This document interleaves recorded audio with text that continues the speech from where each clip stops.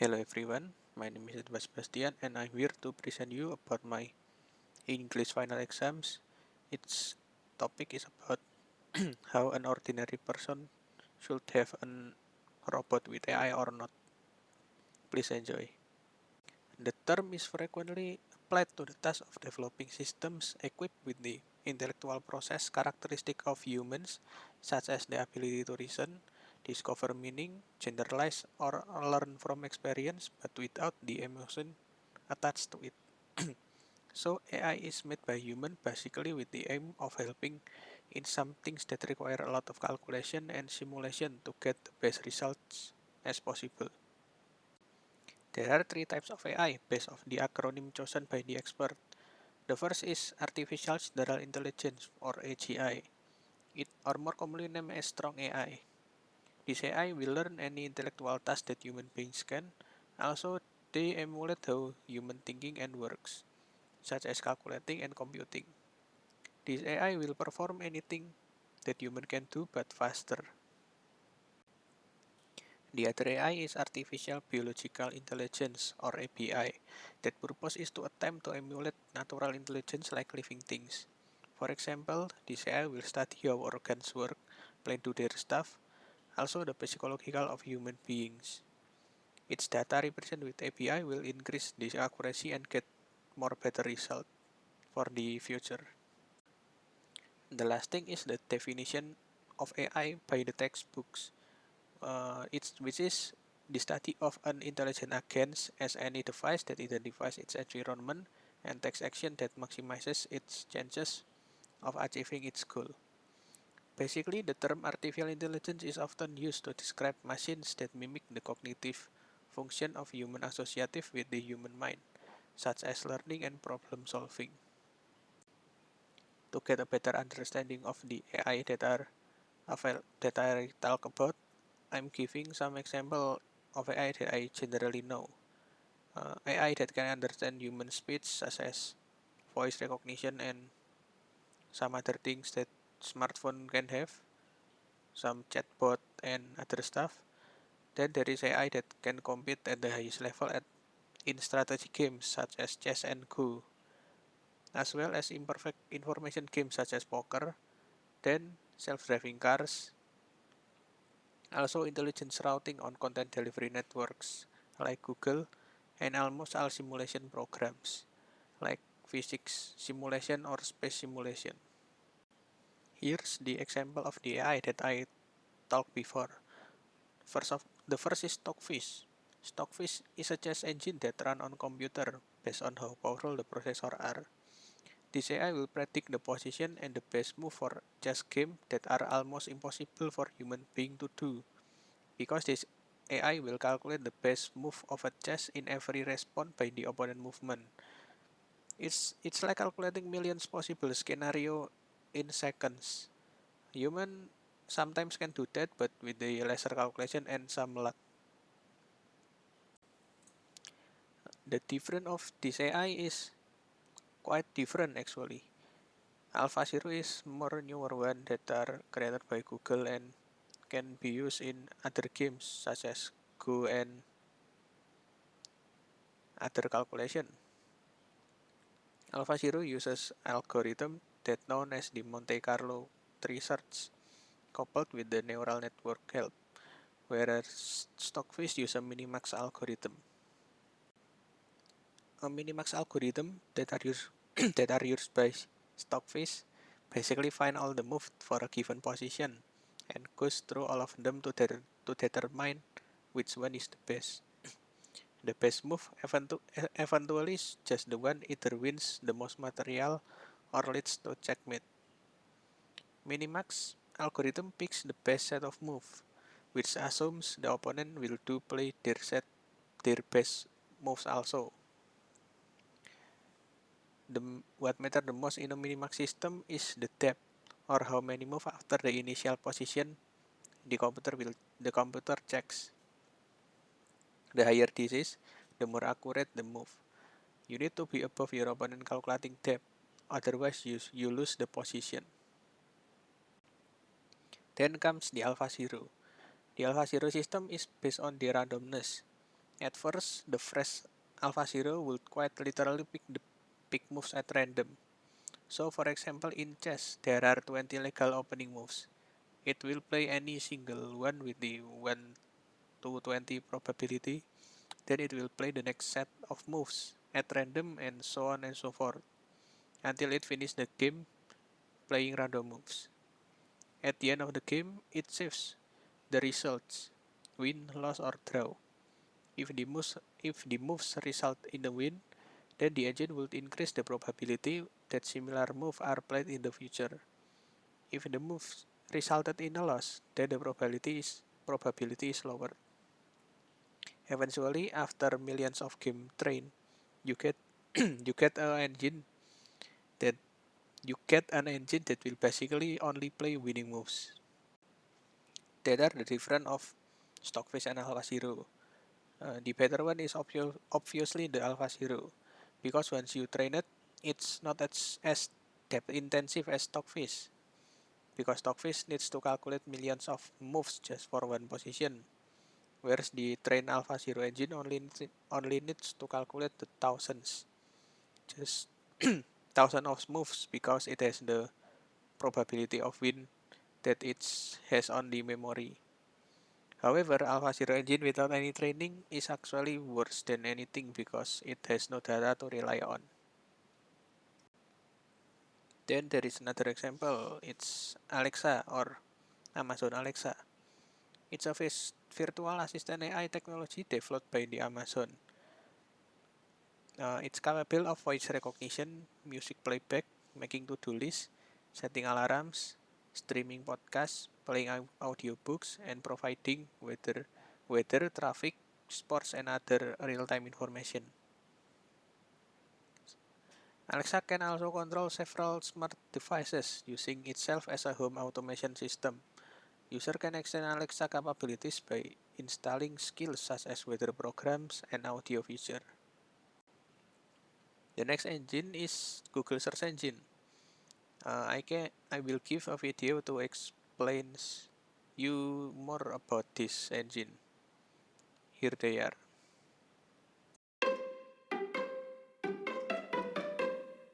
Every day, billions of people come here with questions about all kinds of things.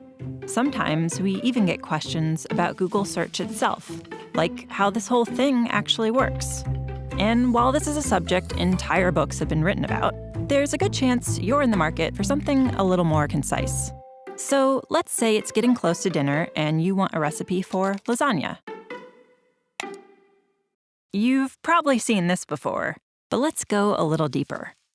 Since the beginning, back when the homepage looked like this, Google has been continuously mapping the web, hundreds of billions of pages, to create something called an index. Think of it as the giant library we look through whenever you do a search for lasagna or anything else. Now, the word lasagna shows up a lot on the web. Pages about the history of lasagna, articles by scientists whose last name happened to be lasagna, stuff other people might be looking for. But if you're hungry, randomly clicking through millions of links is no fun. This is where Google's ranking algorithms come into play. First, they try to understand what you're looking for, so they can be helpful even if you don't know exactly the right words to use or if your spelling is a little off. Then they sift through millions of possible matches in the index and automatically assemble a page that tries to put the most relevant information up top for you to choose from. Okay, now we have some results. But how did the algorithms actually decide what made it onto the first page? There are hundreds of factors that go into ranking search results, so let's talk about a few of them. You may already know that pages containing the words you search for are more likely to end up at the top. No surprise there. But the location of those words, like in the page's title or in an image's caption, those are factors too. There's a lot more to ranking than just words. Back when Google got started, we looked at how pages linked to each other to better understand what pages were about and how important and trustworthy they seemed. Today, linking is still an important factor. Another factor is location, where a search happens. Because if you happen to be in Ormea, Italy, you might be looking for information about their annual lasagna festival. But if you're in Omaha, Nebraska, you probably aren't. When a web page was uploaded is an important factor too. Pages published more recently often have more accurate information. especially in the case of a rapidly developing news story. The next is physics simulations. Physics simulation is AI that creates simulation based on the statistics and mathematics to get a visual understanding of how things works. I will give you another video to get a clearer picture of this technology R. Please enjoy. Generalization. You see, these techniques, including a newer variant that you see here, can give us detailed simulations in real time or close to real time, but if we present them with something that is far outside of the cases that they had seen in the training domain, they will fail. This does not happen with our handcrafted techniques, only to AI-based methods. So, onwards to this new technique, and you will see in just a moment that a key differentiator here is that its generalization capabilities are just astounding. Look here. The predicted results match the true simulation quite well. Now, have a look at this one. This is a scene with the boxes it has been trained on. And now, let's ask it to try to simulate the evolution of significantly different shapes.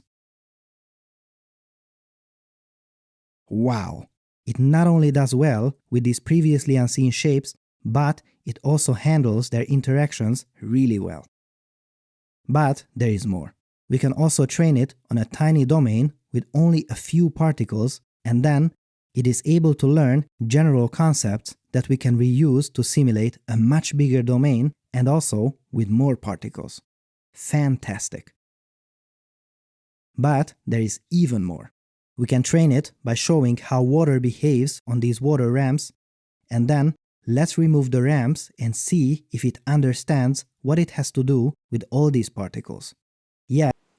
Then finally, these are the question of these topics are.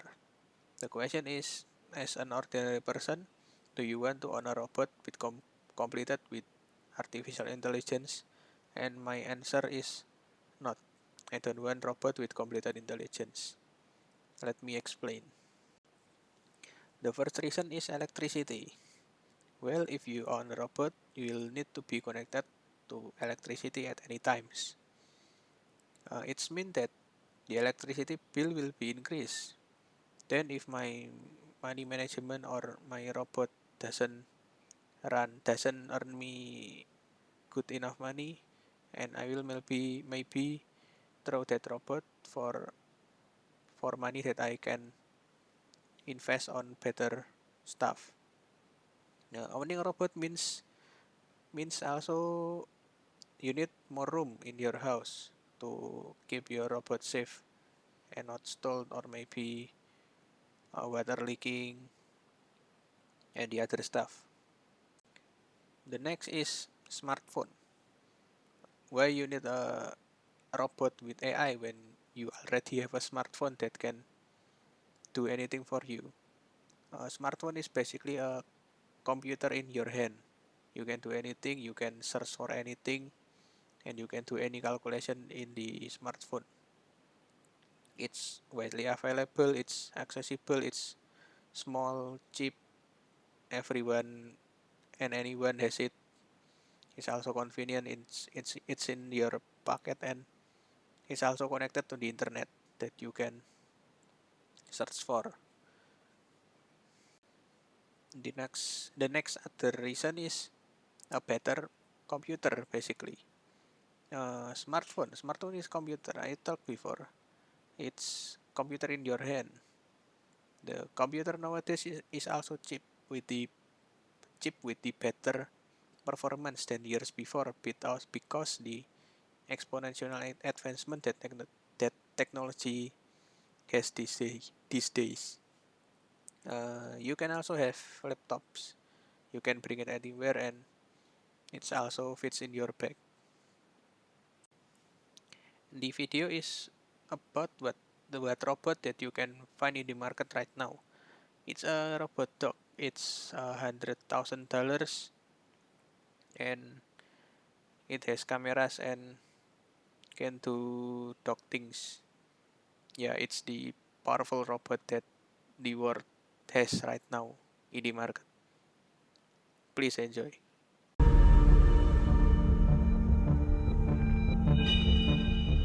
Okay, so what is Spot? So Spot is a quadruped robot that's basically a computer, battery, and sensors all together on top of some motors and metal and joints in the shape of legs.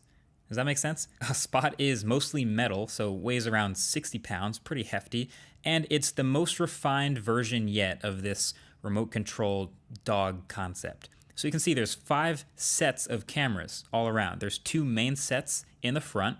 We'll call that the face.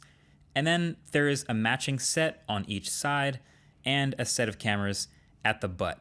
So each one of these cameras sees in stereo vision, and along with gyroscopes and sensors inside, all of this is feeding information to the computer at all times about how to control the motors to keep Spot balanced. So take that, then add some shoulder harnesses to pick it up, some rubber nubs for feet, and some appropriate ventilation for the computer inside, and you got yourself a robot dog. And of course, one that looks a lot more slim and friendly than previous iterations of the robot dog. Maybe the best example of that is the battery, actually. So Spot has a little interchangeable battery in the belly area. It's an 11,500 milliamp hour battery pack, and that powers Spot for around 90 minutes on a charge. But that, of course, depends on the payload weight and how much you're actually using it. Matter of fact, Spot is actually using energy here, actively balancing, even when it's just standing still. So your mileage may vary. Okay, so Spot is actually smarter than he seems. I am holding a controller most of the time, but that's only part of the story. So like I said at the beginning, Spot, it's a computer, and the computer is using all these sensors and cameras to build a 3D model of the world around it in real time as it's walking. That's what the computer's doing. And so because of that, it has these built-in features like obstacle avoidance and ground height detection, and they work really, really well. So basically, when these smart features are all on, pressing the joystick forward is merely a suggestion that the robot should go straight forward. But like, I can walk Spot right at this box, which is an obstacle, just holding the stick forward, and you can see Spot drop a shoulder and dodge it to walk around it. And that's completely on Spot's own awareness. That's the robot doing it with no extra input from me. I was just telling Spot to walk forward, and he did the rest. And the ground height detection is important too. So it's always mapping what's in front and the height of what your next step should be.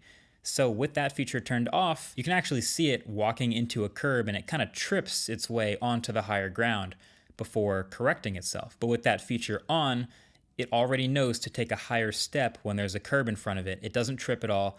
And if there's ever an obstacle in front of it, it's mapped out the whole thing, and it already knows how high each step should be to climb over something, like a real dog would know if it was walking over the same thing. But I will say, Spot is still a robot, and so it is, after all, not exactly perfect. Part of what they will do out here near Boston is push these robots to the limit to try to find what needs improving, to figure out what can be built better, smoother, or more consistently.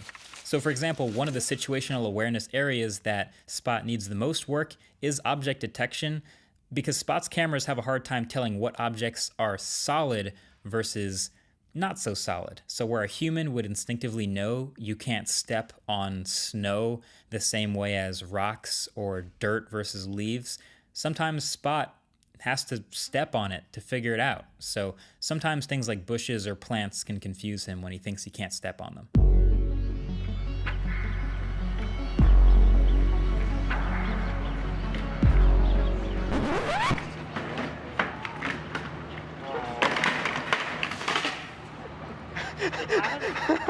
So yeah, no robot is perfect, but you have to remember, that's the whole point of this testing. They're always pushing it to the limit to figure out how to make Spot better, and so they will often fail. What happens when Spot fails? Well, as you can see, he's gotten pretty good at this whole self-righting thing to get back up. So if he's fallen down, he can self-right. Even if he's upside down, they can flip back over.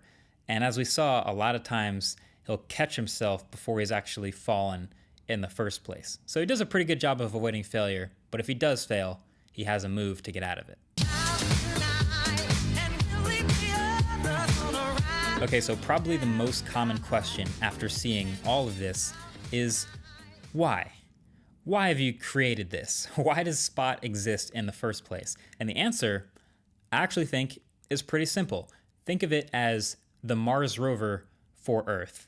So we sent a rover to Mars because it was impossible, or at least way too risky, to send humans to Mars to do this job. But we wanted to send something to take photos, collect soil samples, take measurements, conduct a few experiments, and send the results back to Earth. So that's how we got the incredible Curiosity rover, and more recently the Perseverance rover that just launched less than a month ago and is scheduled to arrive at Mars to conduct more experiments in February of next year. So I think of Spot as the same thing for Earth. You can send Spot into dangerous, partially collapsed buildings, through remote tunnels, through extreme weather conditions. You can send it into a house with measuring equipment to get a measurement to see if the air has been leaking any sort of toxic gases. You can send it all sorts of places that you wouldn't want to send a human because it's too risky or they couldn't do it the same way. So you see these rails up here at the top of Spot? That's for standardized mounting hardware. And these two rubber nubs, these are actually covers for data ports. So with the rails and ports, you can attach modules to Spot to carry out these types of surveying, mapping, and measuring tasks. And that's what makes him so useful.